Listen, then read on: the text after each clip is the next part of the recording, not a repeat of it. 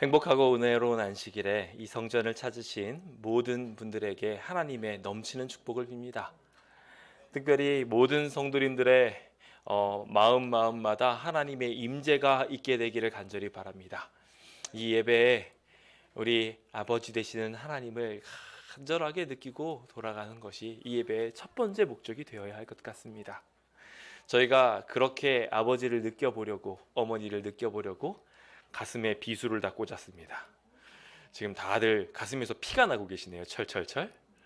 네, 오늘 이렇게 가슴에 예수님께서 우리를 너무 사랑하셔서 피를 흘리셨던 것처럼, 그 심장이 폭파되었던 것처럼, 부모의 사랑이 심장이 폭발되어진 것처럼 우리에게 부어졌기에 그것을 기념하고, 또 부모된 우리가 우리의 심장을 터뜨리겠다는 심정으로 이렇게 카네이션을 달았습니다.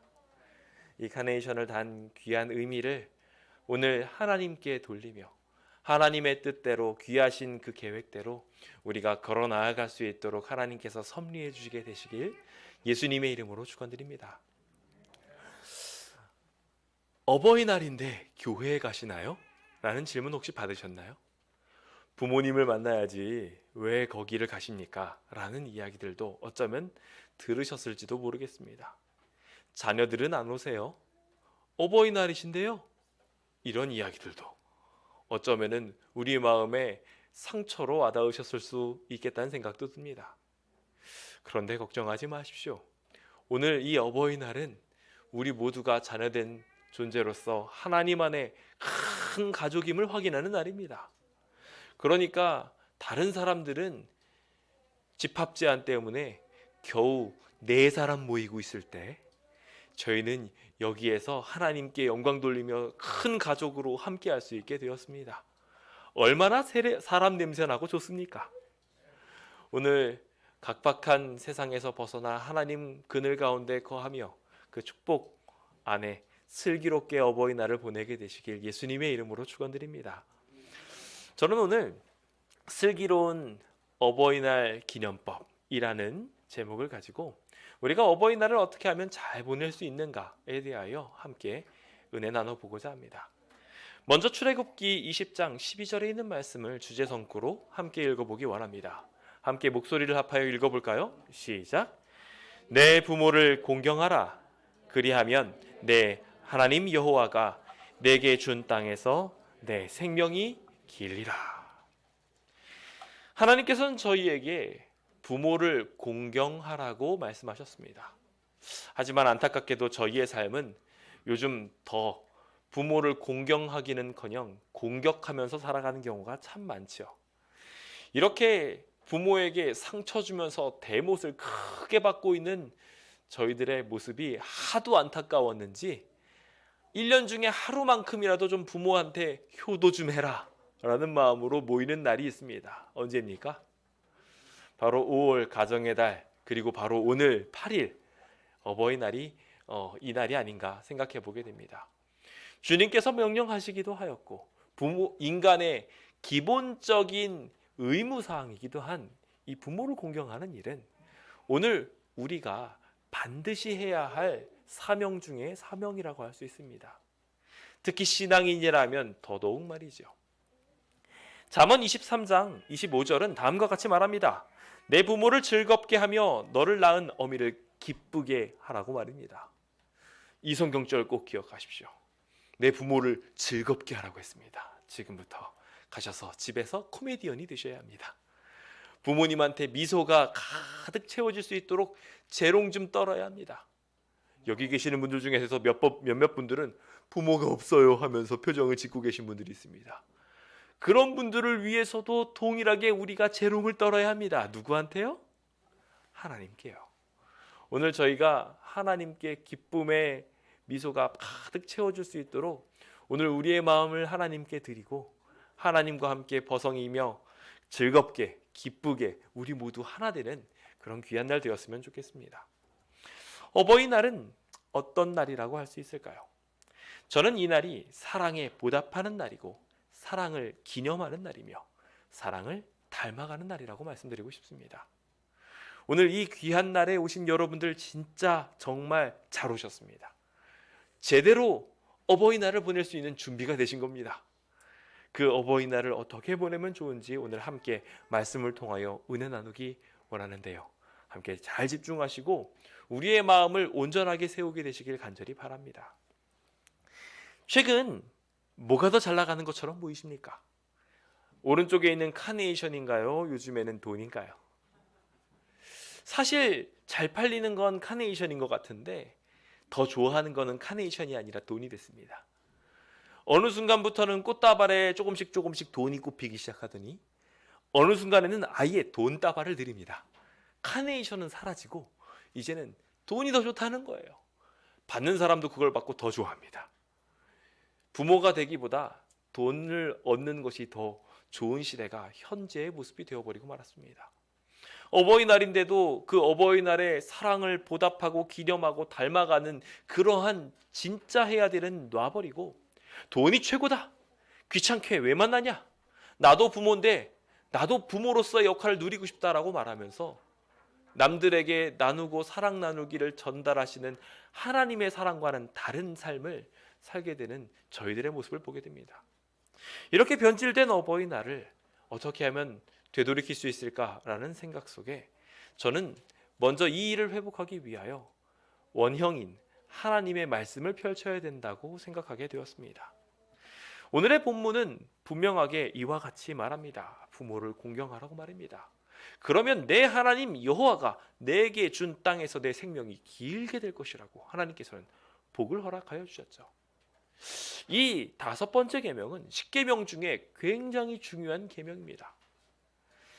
주님께서 이 계명에 대하여 요약한 것을 보면 마태복음 19장 19절에 흥미롭게도 우리가 보통 5번째부터 10번째 계명까지 정리하기를 내 이웃을 내 자신과 같이 사랑하라 라고 정리하잖아요. 그런데 여기 보시면은 내 부모를 공경하라라는 것을 따로 떼어놨습니다. 그리고 나서 내 이웃을 내 자신과 같이 사랑하라고 이야기했어요. 이 계명이 얼마나 중요했으면 그 계명만큼은 따로 떼어놓아서 말씀하셨던 것입니다. 10계명 전체 중에서 나머지는 다 하지 말아라 라는 명령인데 딱 2가지만 긍정적인 명령을 주고 있습니다. 우리가 잘 알고 있는 4번째 계명인 안식일을 기억하여 거룩히 지켜라 라는 부분은 하나님께서 분명히 긍정형으로 강조하여 말씀하셨습니다. 또한 5번째 계명인 내 부모를 공경하라 라는 것 또한 마찬가지로 하지 말라가 아니라 긍정적으로 해야 한다, 반드시 해야 한다라고 말씀하고 있었던 것입니다. 이것은 10계명의 4번째 계명과 동격으로 주어진 귀한 계명입니다. 왜냐하면 4번째 계명은 이 세상을 창조하신 하나님께 공경을 표현하는 의미이며 5번째 계명은 자신에게 생명을 준 부모에게 공경을 표현하는 것과 동시에 천지와 만물을 창조하신 하나님께 공경을 돌리는 귀한 의미를 내포하고 있기 때문입니다. 그래서 우리는 더더욱 이 10계명 중 5번째 계명의 위치를 잘 알고 적극적으로 부모를 공경해야 합니다. 그런데 말입니다. 사단은 항상 하나님이 한 말씀에 태클을 겁니다. 이 선악과를 먹으면 죽을 거야 라고 이야기했는데 굳이 사단은 와가지고 먹어도 죽지 않아 라고 말했지요. 똑같아요. 이 세대가 악해지면 악해질수록 또 악해질수록 더더욱 더 부모를 공경해야 한다. 창조주 하나님께 예배드려야 된다. 이런 것들을 망가뜨려서 안식일을 일요일로 바꿔버리고 그래서 창조의 섭리를 무너뜨리고 그리고 부모를 공경해야 된다고 이야기하는 것을 아니야 부모 공경하지 않아도 돼 라고 이야기하면서 각종 전통을 통하여 진짜 공경의 마음을 사라지게 하는 것을 보게 됩니다. 우리가 잘 알고 있는 것처럼 고르반, 하나님께 바쳐진 바 되었다라는 것으로 이것을 다 하나님께 봉헌을 했으니 나는 이거 부모님한테 드릴 수 없습니다 라고 이야기하며 부모님을 궁벽한 곳으로 몰아넣습니다. 현대판 고르반은 어떻게 보면은 내가 부모님을 모시기 싫어서 부모님 여기 다른 곳에 사세요 라고 하는 이러한 분가 형태가 되고 있지는 않은가 걱정이 됩니다. 이것이 점차 발전되어서 자연스럽게 요양원으로 가게 되고 요양원을 부모님을 잘 모시기 위해서 드리는 분들도 있지만 그렇지 않고 도리어 내가 손보는 게 귀찮아서 그냥 저 바쁘니까 부모님 알아서 계세요 라고 이야기하며 현대판 고려장을 하고 있지는 않은지 우리는 생각해 보게 됩니다. 더 늦기 전에 어버이날을 회복해야 되지 않겠습니까? 최근에 나영희 집사님께서 갑작스럽게 몸이 아프신 것을 보고 제가 깜짝 놀랐습니다. 그냥 입맛이 없으시구나 라고 생각했는데 그냥 한 주 만에 돌아가실 뻔한 분위기까지 가게 되는 것을 보고 언제까지고 우리의 부모가 우리 곁에 남아있지 않구나라는 것을 알게 되었습니다. 감사합니다. 고맙습니다. 사랑합니다. 혹 아직까지 그 말씀을 입에 담지 못하고 계셨다면 우리가 부모로서 해야 할, 자식으로서 해야 할 자연스러운 모본을 보이게 되시길 예수님의 이름으로 축원드립니다. 이 자리에 계신 모든 부모님들이시여, 우리 하나님께 감사합니다, 고맙습니다, 사랑합니다 라고 말합시다. 따라해 보시겠습니까? 감사합니다, 고맙습니다, 사랑합니다. 우리가 이렇게 하나님께 온전하게, 우리 부모가 없다고 해서 하나님께 이거 안 하면은요 우리 자식도 안 합니다. 그렇게 하는 모습을 보여주시고 자녀들에게 자연스럽게 늘 고맙습니다, 감사합니다 인사 듣게 되는 진정한 관계의 회복이 이루어지는 귀한 안식일 되시길 예수님의 이름으로 축원드립니다. 저는 이 보답의 회복을 위하여 몇 가지 우리가 생각해 볼 키워드를 빠르게 살펴보기 원합니다. 첫 번째는 바로 보답, 사랑의 표현을 익혀야 한다는 것입니다. 이 어버이날을 잘 보내기 위하여 우리가 익숙하지 않은 사랑 표현을 이날만큼이라도 제대로 많이 해야 한다는 것이죠. 고린도후서 6장 13절입니다. 함께 읽어볼까요? 시작. 내가 자녀에게 말하듯이 하노니 보답하는 것으로 너희도 마음을 넓히라. 성경은 그렇게 말하고 있습니다. 보답하는 것으로 너희의 마음을 넓히라고 말합니다.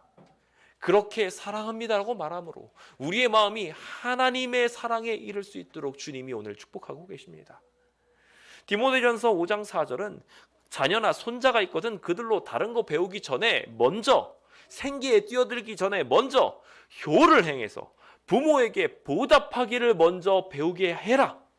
그래야 하나님 앞에 받으실 만한 것이 될 것이다 라고 말하고 있습니다. 그것이 의인이 복을 받는 방법이고 행위 열매를 얻는 방법입니다. 그렇게 사랑 표현을 익히는 것이 오늘 우리가 해야 할 첫 번째 모습인 것입니다. 부모님의 어깨를 한번 주물러 보십시오. 부모님 한번 등에 업어 매시고 얼싸 하시면서 어머니 제가 이때 아니면 언제 한번 안아보겠습니까? 업어보겠습니까? 하면서 말이죠. 여기 계신 어머님들이 이제 하나님이 없으시다고, 아버지가 없으시다고 다 포기하시는 분들 계십니까? 아니요, 하나님을 얹고서라도 빈 어깨에다 대시고 아버지가 어머니가 없으시면 하나님 제가 지금 아니면 언제 이렇게 해보겠습니까? 하면서 빈손으로라도 한번 해보십시오. 그렇게 보답하는 것을 배움으로 사람됨을 찾게 됩니다. 요즘 효도계약서라는 것을 심지어 쓴다고 합니다. 얼마나 사랑이 식었으면 이렇게 되었겠습니까?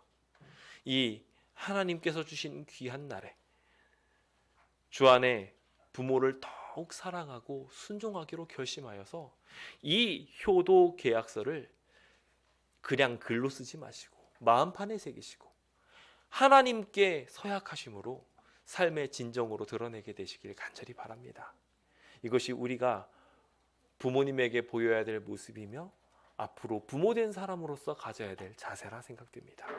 그 귀한 축복이 여러분들에게 있어서 익숙하지 않은 사랑이 오늘을 통해서 조금 더 익숙해지고 그 표현이 많아지게 되시길 간절히 바랍니다. 두 번째로 우리가 생각해 보아야 할 것은 바로 기념하는 일입니다. 어머니만큼 아버니만큼 힘든 직업이 어디 있을까요? 무상으로 일하는데 엄청나게 노력을 해도 아무도 잘했다고 칭찬해 주지 않아요. 이게 바로 부모라는 극한 직업이 아닌가 생각합니다. 이 귀한 극한 직업을 생각하며 우리는 이 직업을 기념하고 배웁니다. 그것이 바로 오늘 어버이날에 해야 될 일이에요. 갈라디아서 4장 19절입니다. 함께 읽어볼까요? 시작. 나의 자녀들아 너희 속에 그리스도의 형상을 이루기까지 다시 너희를 위하여 해산하는 수고를 하노니. 여기 바울은 분명하게 말하기를 하나님의 사랑을 표현하는 이 일이 가장 아름다운 모형으로 드러나는데 그것이 바로 부모의 모습이다라고 설명하면서 자녀들에게 그리스도의 형상을 이루기까지 너희를 위하여 해살하는 수고를 하고 있는 우리들이 있다. 그 사랑을 보여주는 자들이 있다라고 설명하고 있습니다.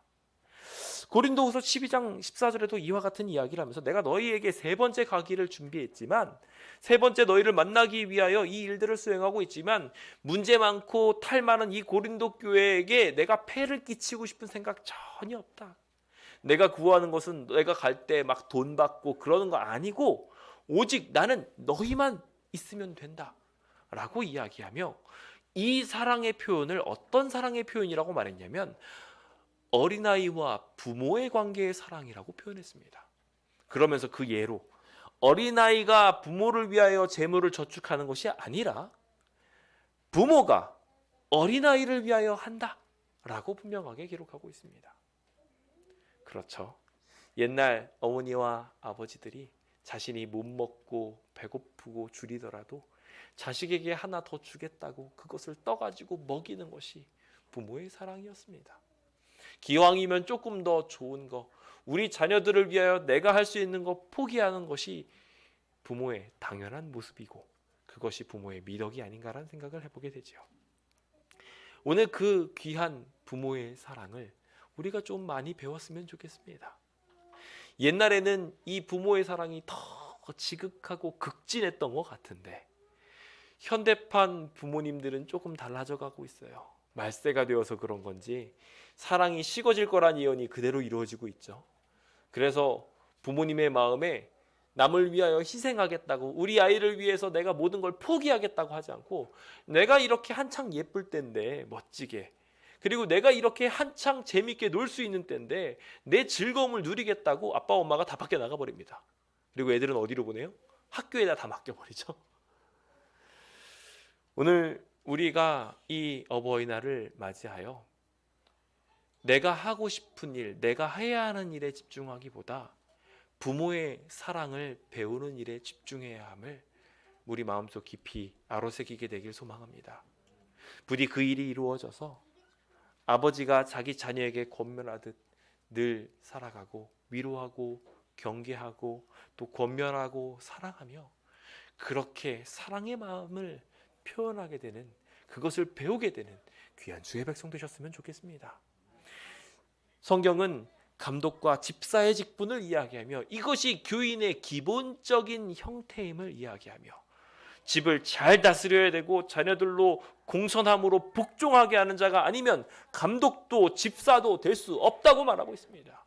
이것이 너무나 당연한 일이라고 이야기하며 그 일을 위하여 자기 자신을 희생하며 부지런히 있을 때든지 없을 때든지 누워있을 때든지 길 갈 때든지 일어날 때든지 상관없이 하나님의 말씀을 강론하며 사랑을 실천하라고 말하였습니다. 부모로서 오늘 함께 결심합시다. 자녀로서 우리 모두 함께 결심합시다. 신앙인의 기본인 효를 지키기로 말입니다. 그 귀한 희생을 우리 마음속에 담을 수 있도록 말입니다. 그 내리사랑을 이 자리에 계신 모든 성도님들이 잘 받으셔서 현재는 세대 간의 격차가 참 크다고 하는데 도리어 사랑으로 대통합을 이루게 되시길 예수님의 이름으로 축원드립니다. 저는 이제 마지막으로 계승이라는 키워드를 가지고 하나님의 나라를 맛보게 되시기를 소망드립니다.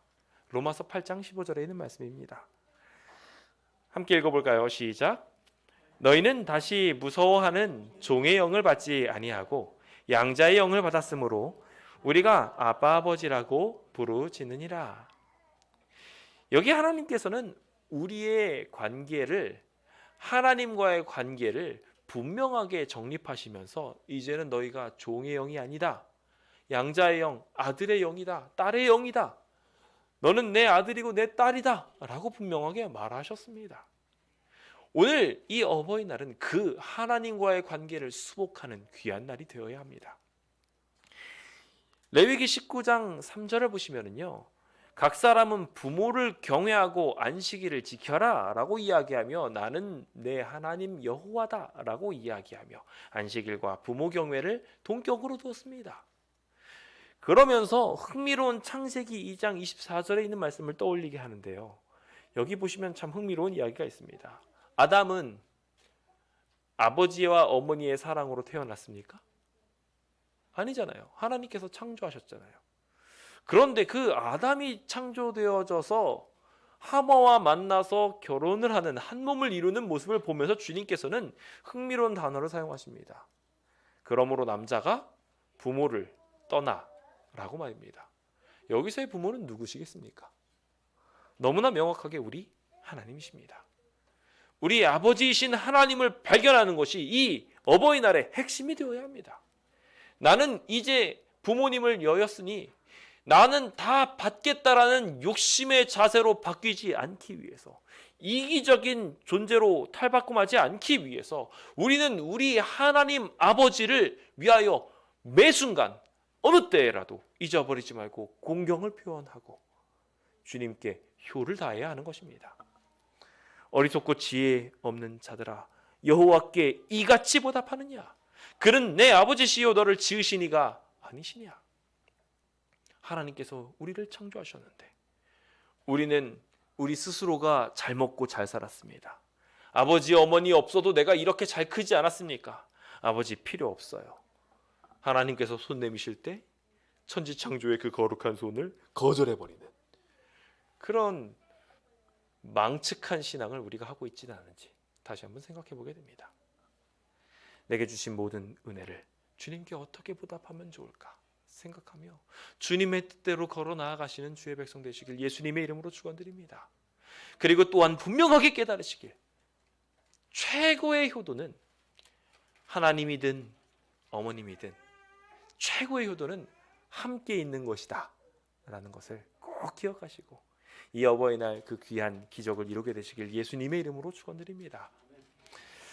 저는 이제 이 가족봉헌 안식일을 정리하며 자녀가 부모를 기리는 최고의 방법은 이 부모의 행적을 따르는 일임을 함께 확신하고 따라보고자 합니다.